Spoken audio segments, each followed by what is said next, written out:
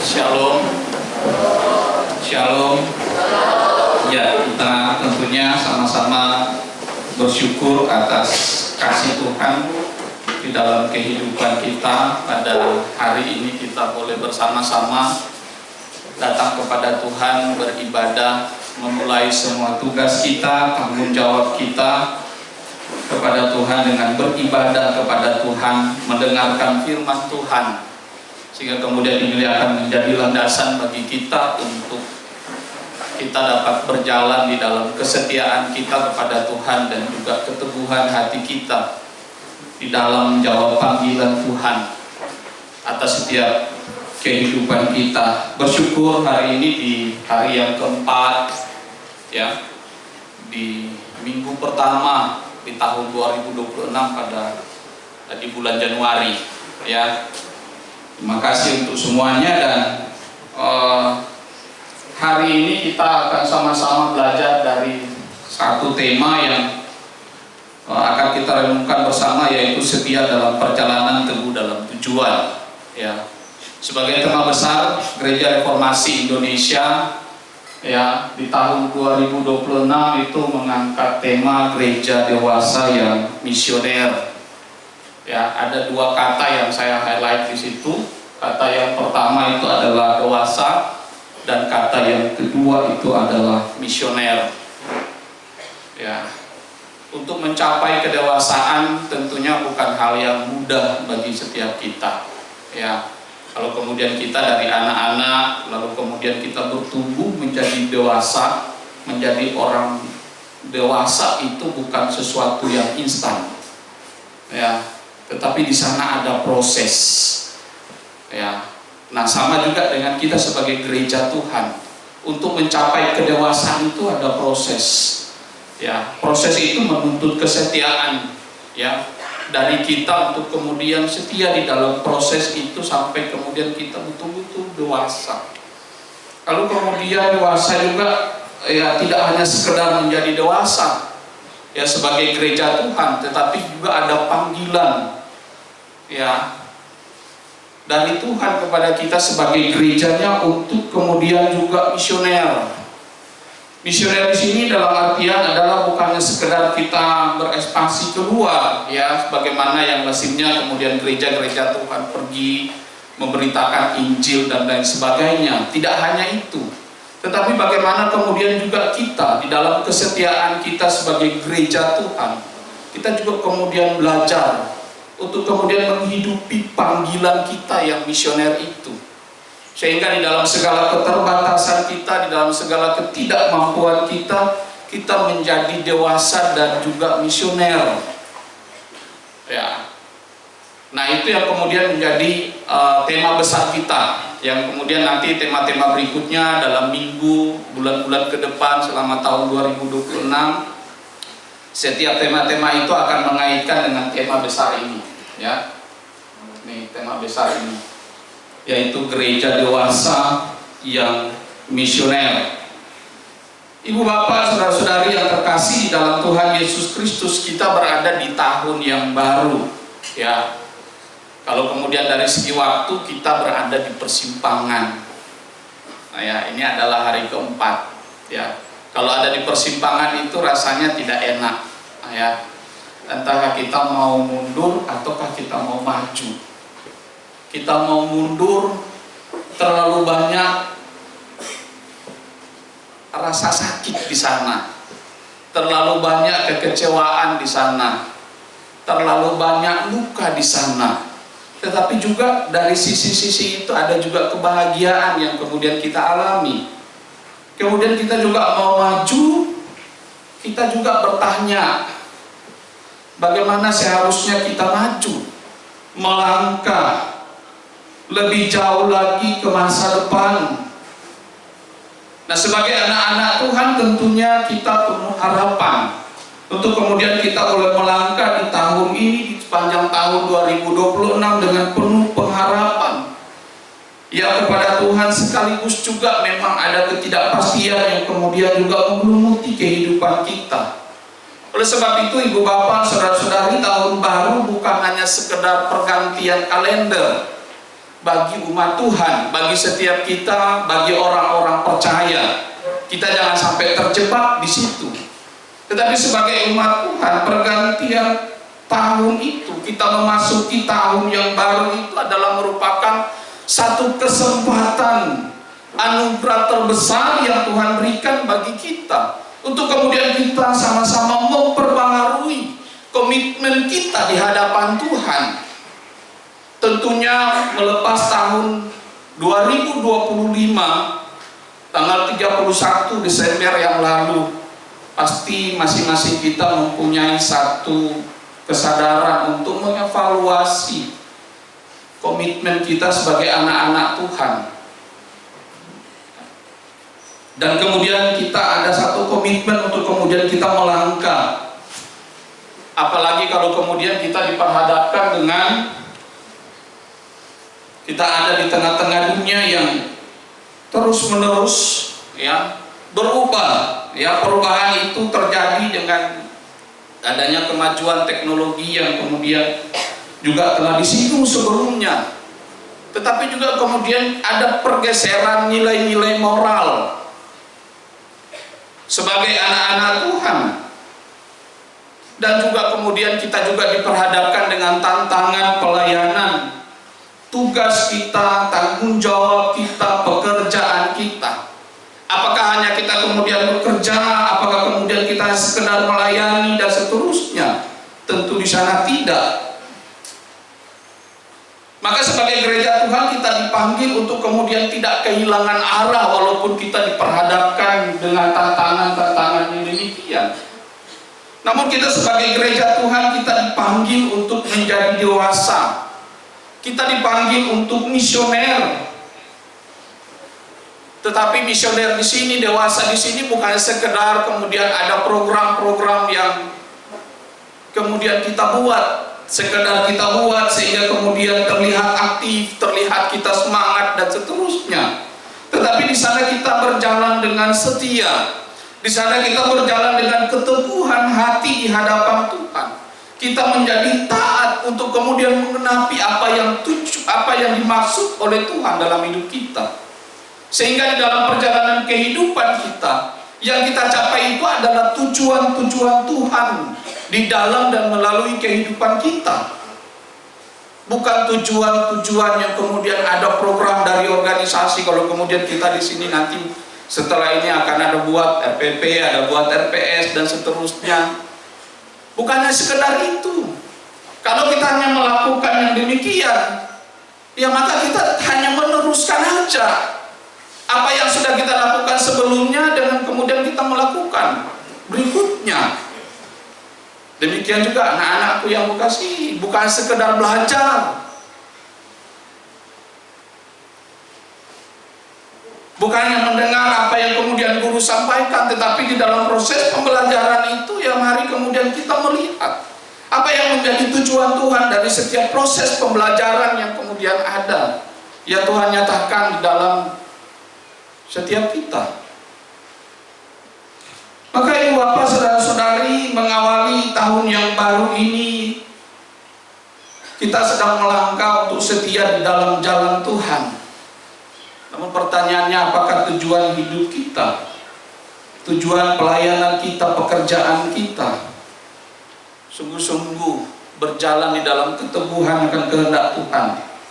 Maka mari kita membaca satu bagian firman Tuhan. Ya, di dalam 1 Raja-Raja pasal 2, saya hanya membaca ayat 3 dan 4. Ibu Bapak saudara-saudari bisa membaca ya bagian itu, bisa mulai dari ayat 1 ya dan seterusnya, ya bisa melihatnya. Saya membaca di ayat 3 dan 4, 1 Raja-Raja 2 pasal 1 Raja-Raja 2 ayat 3 sampai 4. Saya akan bacakannya untuk kita semua. Demikian firman Tuhan. Lakukanlah dengan setia kewajibanmu terhadap Tuhan Allahmu, dengan hidup menurut jalannya dan memelihara segala ketetapan, perintah, peraturan dan ketentuannya, seperti yang tertulis dalam hukum Musa, Dengan demikian engkau akan berhasil dalam segala yang kau lakukan, kemanapun engkau melangkah. Dan Tuhan akan menepati janji yang diucapkannya tentang aku. Jika anak-anakmu tetap hidup di hadapanku dengan setia, dengan segenap hati dan dengan segenap jiwa, maka keturunanmu takkan terputus dari tahta Israel. Demikian pembacaan firman Tuhan yang dikatakan berbahagia ialah setiap kita yang tidak hanya membaca, mendengar, tetapi juga melakukannya di dalam kehidupan kita hari kesehari. Ibu bapak saudara-saudari yang terkasih di dalam Tuhan Yesus Kristus, menarik untuk kemudian kita memperhatikan teks yang kita baca. Maka bagian ini di sana mau menyatakan kepada kita dalam merupakan momentum penting dari kehidupan Raja Daud, yang kemudian di akhir kehidupannya dia memberikan nasihat yang sangat penting kepada Salomo yang kemudian akan meneruskan tongkat kepemimpinan. Maka nasihat yang kemudian diberikan Raja Daud, kalau kemudian kita melihat di ayat yang pertama dan juga di ayat yang kedua, di sana bukannya sekedar nasihat yang Raja Daud kemudian lakukan atau Raja Daud nasihatkan atau beritahukan kepada Salomo sebagai anaknya untuk kemudian meneruskan apa yang sudah dilakukan oleh Daud. Tetapi di sana adalah merupakan satu warisan rohani dari seorang pemimpin kepada generasi penerusnya. Ini menjadi penting bagi kita untuk kemudian kita menemukan ada prinsip-prinsip iman yang kemudian sangat relevan untuk kemudian kita boleh sama-sama belajar mengawali tahun yang baru ini di tahun 2026. Yang entah apakah kita masing-masing kita akan mengakhiri sama seperti tahun 2025, ataukah Tuhan bilang cukup aja sampai di 2026.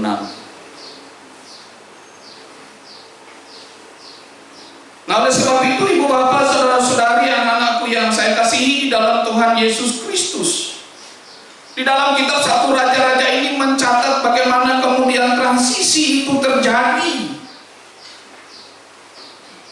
di dalam sejarah Israel, tetapi juga mengajarkan kepada kita sebagai umat Tuhan. Daud yang kemudian raja yang dipilih Allah, berada di penghujung kehidupannya dan tinggal menghitung hari, sehingga kemudian ini menjadi satu pemikiran bagaimana kemudian Salomo yang akan menggantikan tugasnya, menggantikan tanggung jawabnya. Dia bukannya sekedar dipanggil untuk menjadi raja yang lihai dalam perpolitikan, yang lihai di dalam peperangan, yang cakap secara politik dan lain sebagainya, pintar strategis dan seterusnya. Tetapi bagaimana kemudian Salomo yang kemudian menggantikan Raja Daud harus menghidup, tetapi kehidupan yang jalannya adalah untuk kemudian memerintah di dalam hukum-hukum Tuhan. Dan itulah yang kemudian harus dilakukan oleh Salomo. Oleh sebab itu ibu bapak saudara-saudari, kita dapat melihat di sini bahwa Daud tidak terlebih dahulu berbicara tentang strategi militer. Daud tidak terlebih dahulu berbicara mengenai keadaan ekonomi kepada Salomo. Tetapi Daud kemudian mendasari kepemimpinan Raja Salomo yang akan menggantikan dia menjalankan tugasnya itu, yaitu berakar pada relasi dengan Allah yang setia menuntun kehidupannya. Karena itulah yang dialami oleh Raja Daud. Demikian halnya juga dengan kita sebagai anak-anak Tuhan. Relasi dengan Allah yang benar itu, dengan Allah yang setia itu tentunya tidak hanya sekedar relasi, tidak hanya sekedar kita menjalin hubungan, tetapi di dalamnya ada pengenalan akan Allah yang dalam. Maka mari kita kemudian mulai melihat bagian ini,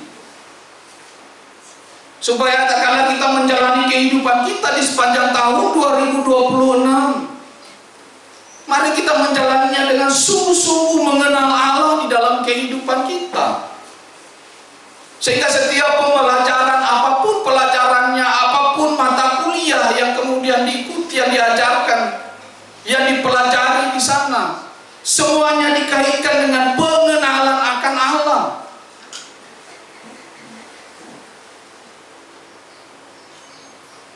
Sehingga kita tidak hanya sekedar menjalani apa yang kemudian harus kita lakukan dalam kehidupan kita, tetapi kita melakukannya dengan penuh tanggung jawab, karena pengenalan akan Tuhan itu jauh lebih penting di dalam kehidupan kita sebagai anak-anak Tuhan. Karena sekolah ini adalah sekolah Kristen. Kalau hanya sekedar sekolah-sekolah, ya masih banyak sekolah di luar sana kan.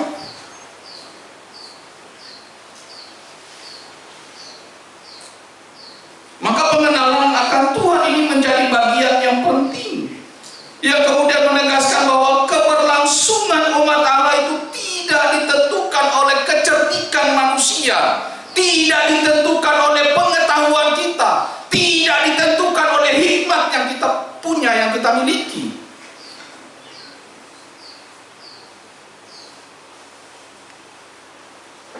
Tetapi di sana kita ditentukan oleh karena kita setia di dalam menjalani kehidupan di dalam Tuhan dengan penuh ketaatan kepada Tuhan. Karena pengenalan itu, maka ibu bapak, saudara-saudari yang terkasih di dalam Tuhan Yesus Kristus, rahasia keberhasilan Raja Salomo, sebagaimana yang dipesankan oleh Daud, sebagaimana yang dinasihatkan oleh Daud, bukanlah karena ketaatan, bukan karena Salomo taat. Ketaatan bukan sarana untuk kemudian Salomo memperoleh keberhasilan di sana, tetapi rahasia keberhasilan Salomo itu terletak pada kesetiaan dan keteguhannya pada kehendak Tuhan, kesetiaan dan keteguhannya pada pimpinan Tuhan. Maka itu yang lebih penting. Mari kita memulai semester ini dan juga semester ke depan yang akan kita hadapi bersama dengan kesetiaan dan keteguhan kita pada kehendak Tuhan. Ada beberapa hal yang kemudian dapat kita pelajari dalam bagian ini. Yang pertama yaitu setia dalam perjalanan karena ketaatan kepada firman Tuhan. Ya, dapat kita lihat dalam ayatnya yang ketiga bagian A. Bagian ini Daud mau menegaskan di sana, menekankan sana bahwa kepemimpinan Salomo dan sesungguhnya kita sebagai umat Allah itu harus berakar pada ketaatan yang setia kepada firman Tuhan. Maka di dalam bagian ini hidup menurut jalan yang ditujukannya, menunjukkan bahwa kehidupan iman adalah sebuah perjalanan, bukan hanya sekedar tindakan sesaat, bukan hanya sekedar aktivitas-aktivitas yang lahiriah yang kemudian kita lakukan, tetapi bagaimana kemudian kita menjalani ketaatan itu sebagai bentuk bukan sekedar legalisme belaka, melainkan ini adalah merupakan respons kita, ucapan syukur kita akan kasih setia Tuhan yang senantiasa memelihara kehidupan kita sebagai umat Tuhan. Maka hukum Tuhan yang diberikan Tuhan melalui para nabi, para rasul, bahkan Tuhan Yesus sendiri mengatakannya kepada kita, bukannya sekedar kemudian kita membuat kita tidak bisa berbuat apa-apa, tetapi hukum Tuhan, firman Allah yang diberikan kepada kita supaya kita dapat menjalaninya dengan penuh kesetiaan. Kesetiaan untuk mengikuti Tuhan.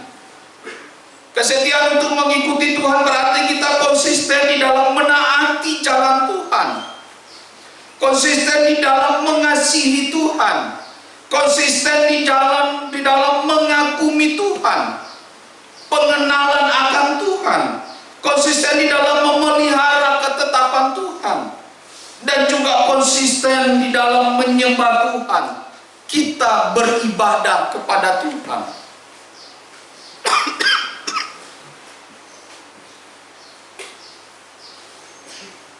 Maukah kita mengambil komitmen yang demikian?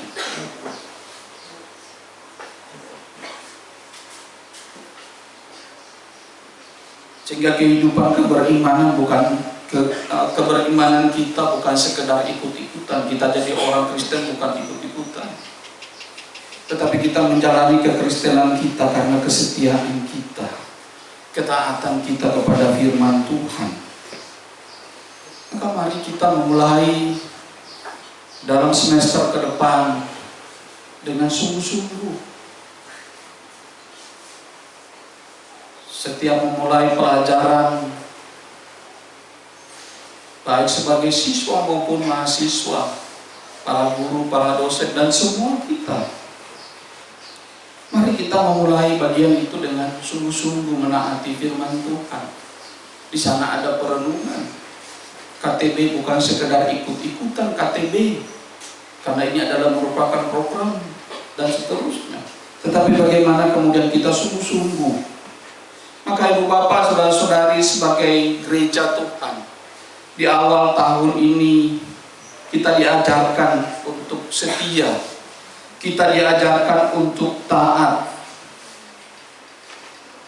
Maka setiap apapun yang kita lakukan, apapun yang kita kerjakan bukan sekedar program, tetapi bagaimana kemudian kita sungguh-sungguh diarahkan oleh firman Tuhan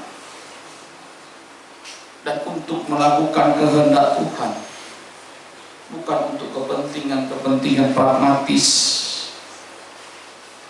Apa gunanya kemudian kita menaati Dia sekarang, tetapi kemudian begitu keadaan sulit yang kita hadapi, kita kemudian mulai meninggalkan Tuhan, kita kemudian mulai mengabaikan firman Tuhan, kita tidak lagi peka pada suara Tuhan yang berbicara bagi kita. Maka sebagai gereja yang dewasa dan misioner, kita menjadikan firman Tuhan sebagai kompas arah dari perjalanan kita, arah dari pelayanan kita, sehingga dalam setiap tugas kita menjalankannya dengan penuh ketaatan, kita boleh menjalankannya dengan penuh kesetiaan, keteguhan iman kita, sehingga itu dapat lahir, terlihat dari setiap pengajaran kita, terlihat dari setiap pembinaan kita, dan juga terlihat di dalam kehidupan kita hari ke hari. Prinsip yang kedua, teguh di dalam janji Allah. Di dalam bagian ini Daud menghubungkan ketaatan dengan keteguhan di dalam tujuan akan janji Allah, yaitu penggenapan janji Allah di dalam perjanjiannya.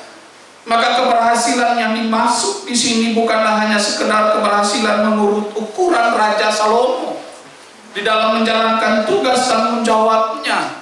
Keberhasilan di sini bukan sekedar keberhasilan kita pribadi lepas pribadi sebagai gereja Tuhan, sebagai anak-anak Tuhan, tetapi bagaimana kemudian keberhasilan di dalam pengertian ini adalah merupakan hidup yang selaras dengan kehendak Allah, hidup yang selaras dengan janji-janji Allah. Maka di dalam ayat yang keempat menegaskan dimensi perjanjian itu dari generasi ke generasi. Maka Allah lah yang setia kepada janjinya, akan tetapi juga Ia tidak menghendaki umatnya untuk kemudian hidup sembarangan, hidup tanpa relasi dengan Dia. Maka bagian ini, ibu bapak, saudara-saudari, keteguhan iman kita di dalam tujuan untuk hidup di dalam janji Tuhan, di hadapan Tuhan, maka kita lakukan itu dengan penuh kesetiaan. Artinya adalah kita menjadikan segala sesuatu untuk hormat dan kepujian bagi nama Tuhan, dari segala sesuatu yang kita lakukan, dari segala sesuatu yang kemudian kita kerjakan. Tetapi juga bukan hanya dengan setia, di sana juga kita lakukan dengan segenap hati. Artinya adalah bagaimana kita sebagai anak-anak Tuhan untuk kemudian tidak mudah tergeser atau tidak mudah terpengaruh dengan godaan-godaan yang kemudian menggiurkan kita, sehingga kita kemudian menjadi kehilangan arah sebagai anak-anak Tuhan, sebagai umat Tuhan, sebagai gereja Tuhan. Di tengah-tengah arus zaman yang sedemikian rupa, mari kami pertemuan dengan rekan-rekan yang dari Jakarta. Di dalam pertemuan itu saya mengintrospeksi diri, mengevaluasi. Rekan itu mengatakan bahwa sebagai gereja Tuhan, kita jangan sampai terlena di Taman Eden. Karena di Taman Eden itu membuat kita nyaman, membuat kita itu melayang-layang. Tetapi kita lupa juga bahwa sebagai gereja Tuhan, sebagai hamba Tuhan, sebagai pelayan Tuhan, kita tidak hanya berputar-putar di Taman Eden itu, tetapi juga kita masuk ke Taman Eden dengan begitu luar biasa. Nah, kebanyakan dari kita lupa taman itu, karena kita terlalu asik dengan Taman Eden, sehingga kita lupa ada Taman Eden.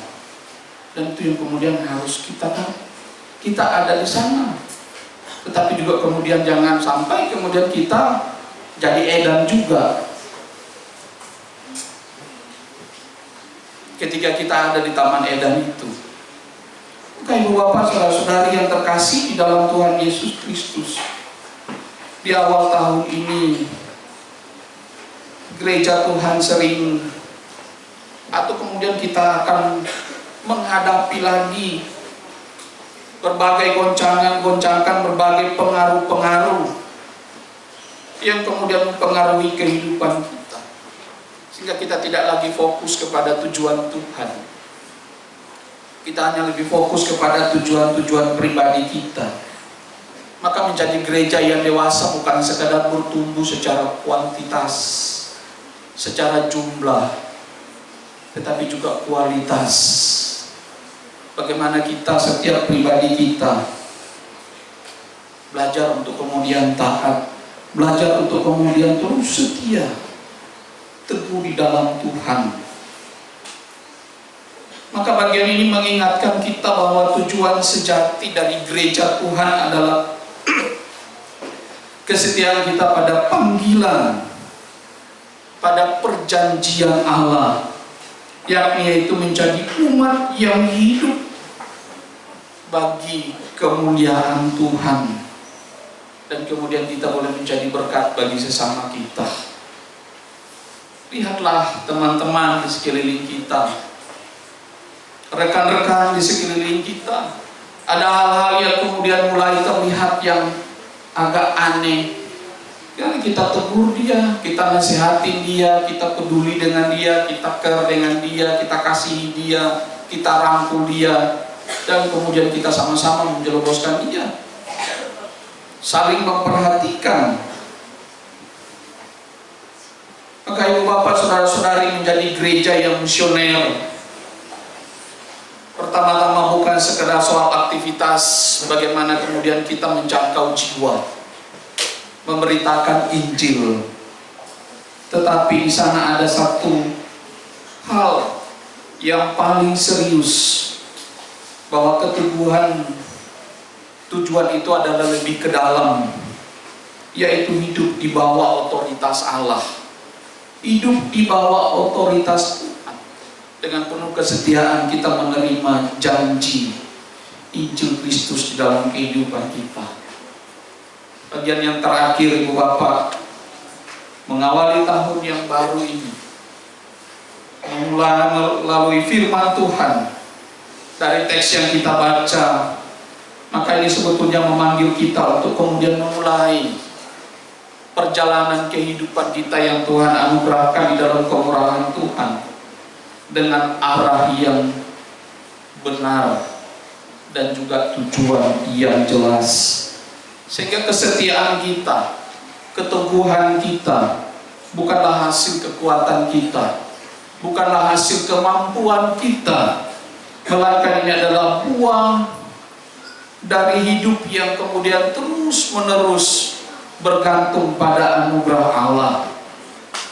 Maka sebagai gereja dan sebagai pribadi, kita diajak untuk kemudian kita merenungkan, kita bertanya, apakah kita siap menjadi gereja dewasa yang setia dalam perjalanan iman dan tetap teguh dalam panggilan misioner kita. Biarlah kiranya Tuhan senantiasa menuntun kita di dalam anugerahnya untuk kita terus setia dan teguh di dalam tujuan Tuhan, bagi puji hormat kemuliaan nama Tuhan.